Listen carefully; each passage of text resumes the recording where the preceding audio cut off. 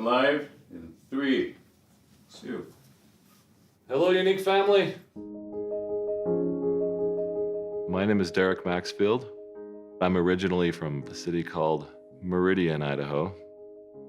I don't think ever during my childhood did I ever feel like I was destined to do anything special, and certainly not to the degree that's happened with Younique. I actually spent most of my life feeling like a nobody from nowhere. Because I came from a small community, I had to take a really good look at my life and do a lot of soul searching to figure out what I can offer and what I do have to contribute. I met Shalane at church, of all places. She really allowed me to spread my wings and didn't hold me back. And I fell in love with her and with that. And 3 months later, we were engaged. We went to stay with my parents for the summer. And that's when all of my health challenges started, and I found out that I had leukemia. It was just 5.5 months after we got married. It kind of gives you a perspective of how fragile life really is and how instantly it can be changed. After only my first round of chemotherapy, there came a patient onto the floor, and I stopped by and I met Greg Johnston. He was a cowboy from Vernal, Utah. We formed a bond really quickly because I was his source of knowledge to know what he was about to go through. We both like citrus also, so. And Mentos. And Mentos. But he reacted to the treatments in a completely different way than I did. I started to accept that he wasn't going to make it. He would ask about my faith and what I wanted to do with my life after I was out of the hospital. The last time that I ever saw him, I came back to the hospital for my first checkup, and Greg was back in the ICU. I went into the ICU and I knelt down by his bed. And so I grabbed his hand and I said, "Greg, I want you to make it back up to the floor one more time." And he squeezed it back and he said, "Derek, it's okay."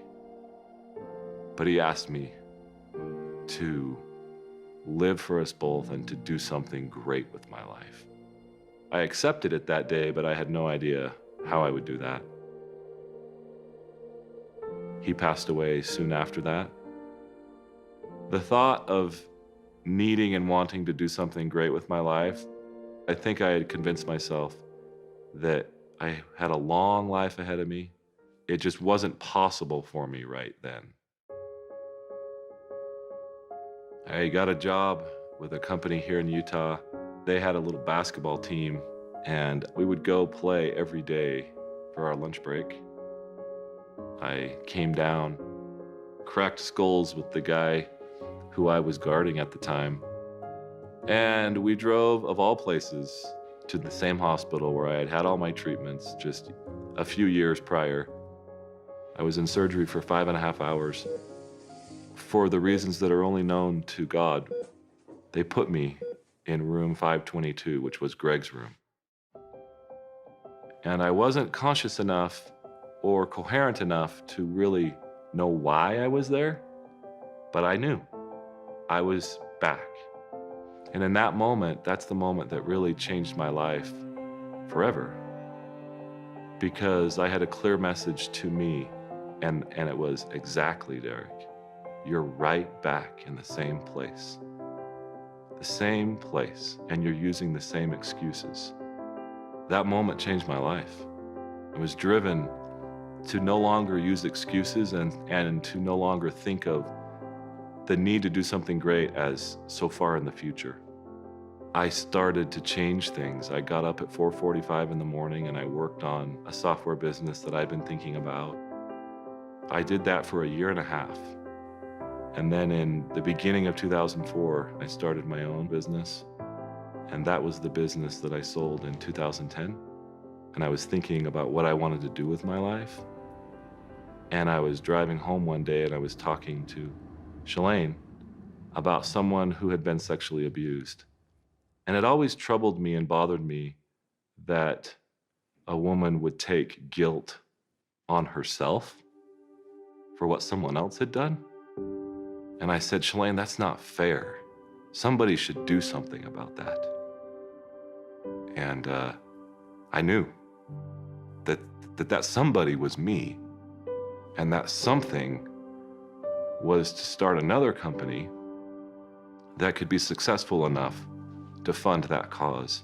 I totally felt the same frustration in her behalf that he did, and the shame and the guilt that affects their life so negatively is such an injustice. A very detailed thought came into my mind, and it was a retreat that was nestled in the mountains and a place for these women to begin a healing process. That clarity I knew could only come from God, because it had come just that quickly, and it came in an instant. And I started to work on those plans right away. I don't think that we could have even imagined what needed to be done. We were just focused on what we could do, and it has become more than we ever imagined it could be. We're trying to reach all of them through a message of hope and a message that this is not your fault, and to have a chance for them to reclaim the hope that was lost and perhaps taken from them. We've had approximately 1,800 women come through the retreat. I see faces every time I hear the number. It's Sarah, and it's Heather, and it's Heidi, and it's Amanda. It's not just numbers for me, it's people. I think when you give someone hope, they can then become the steward of their own healing.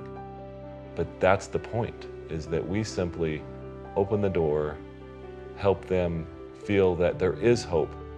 And that's the goal of the retreat. And I think that we are accomplishing that. I'm grateful for all the people that drive Younique and all the presenters out there, because it is through them that we really accomplish the means by which we can support this cause. I think we're getting there, and I think that the army that we do have now is such a tremendous base. They are such a force for good. I absolutely feel like the things that have happened over the past few years with the Younique Foundation have been the fulfillment of my promise to Greg.